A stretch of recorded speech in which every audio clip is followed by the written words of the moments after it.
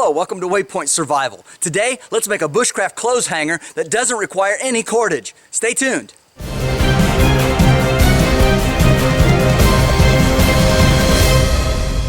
So most hangers that you make out in the wilderness, and bushcraft type project of course, they're made with different kinds of sticks, configurations, and we've got to find a Y branch and a straight stick, actually preferably one that's got a little bit of a bow in it. And so we're down here on our property here in southern Ohio, and we're going to try to find the right kind of stick, and I'll show you how to make this very unique and actually rather quick clothes hanger to dry your clothes. So here we have a small maple tree, and as you can see we've got this branch here that's coming down, and it's got a little bit of a curve to it, and that might make a really good clothes hanger for us. So we'll go ahead and process that and start working on our project. Alright, it's a little high. Let's see here. Huh. Well, it looked really good until I actually got up to it. I really like this one though. It's just too high. And we'll have to find a different one. Okay, so here we have a little maple that's kind of fallen over, and it's going right next to some other smaller maples. We've got a lot of these in this part of the woods, and so it won't hurt for me to trim this one down and kind of help clear this part of the woods out just a little bit and give the other trees a chance to grow. Alright, that looks pretty good. Right here, got a nice branch for us to use. Alright, let's get over here and cut this off. Cut off right here. So you can see we have this fork here, and what we're going to do is I'm going to cut this off and leave this as part of our hanger. So we just cut this right here. We have that, and then we want this longer part here. This is going to be the rest of our hanger. That's what we end up with right here. Here's the stick that we just cut off down there, and down the hill a ways. Of course, this is our famous Y branch. This is going to be our hanger. Now, we want to kind of go by the width of our shoulders, so maybe not the full width, but close. And we're going to cut it off about right in here. We'll leave us that much sticking out. Alright, cut it off right here. And Spirit decided to come and get in the picture. What do you think? You smell the wood? Yeah, he doesn't really care. He's being a good boy.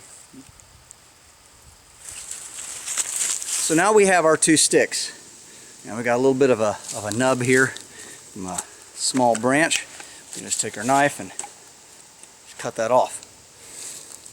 Okay, so this is pretty typical of a hanger, and a lot of times you can use a square notch or all kinds of things, but almost all of these require some kind of a lashing to hold this cross piece together. But what I'm going to show you is, if you take this, you want to make sure that you put your notch here and here. Okay, you don't want it to be on the sides. So you don't want it on this side. You want it front and back as it's facing the hanger, because that's how it's going to go in. And here's how you do that. So locating the very back of the hanger, so this is pointed straight down, we come right in here just a little bit from the bottom, oh maybe a knuckle's worth, and then we want to take the knife and rock it back and forth like this. What we're doing is we're making what's called a stop cut, and then we're going to take and we're going to cut down to this way, and we're going to keep doing that down to that stop cut, and then we'll rock it back and forth. Okay, and this is, you can kind of see what we're creating here, and then with a stop cut here. And we're going to do that on the opposite side as well, and then I'll get back to you and show you what that looks like.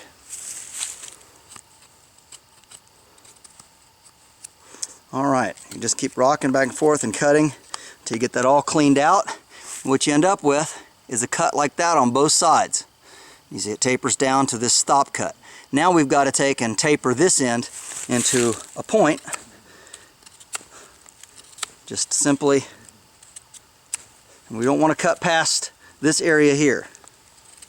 What we're trying to do is we're trying to make this into more of a wedge shape. Alright, so that's what we end up with. Something that looks like that. Okay, you get the idea? Alright, now for the next step. For the next phase of this project, again, this is the roughly shoulder width piece of wood. We want to find approximately the center. Doesn't have to be perfect, just pretty close. I'm going to take the knife, I'm going to drive it in. Now you need to do this with green wood, because if you do it with old dry wood, it'll just split all out and it won't work. I'm going to drive the knife in, trying to hit pretty close to the center as much as possible, and you want to work your way across, again trying to maintain that same angle. You're driving all the way through, pull it out, and then go back the other way. Of course, knife safety, be very careful. You can use a baton on this if you don't want to use your hand. The idea here is to continue working until we drive the blade through and we get a crack open in here. So I'm going to keep doing that and working my way across, and I'll get back to you when I get it opened up. Alright, so we've got that all the way through, and our crack runs from about here to here, as you can see. Next thing we want to do is we want to take a stick, and however thick you think you need to be to wedge that apart, and we're just going to simply carve a chisel point on it from both sides, just like this, so that we have a wedge.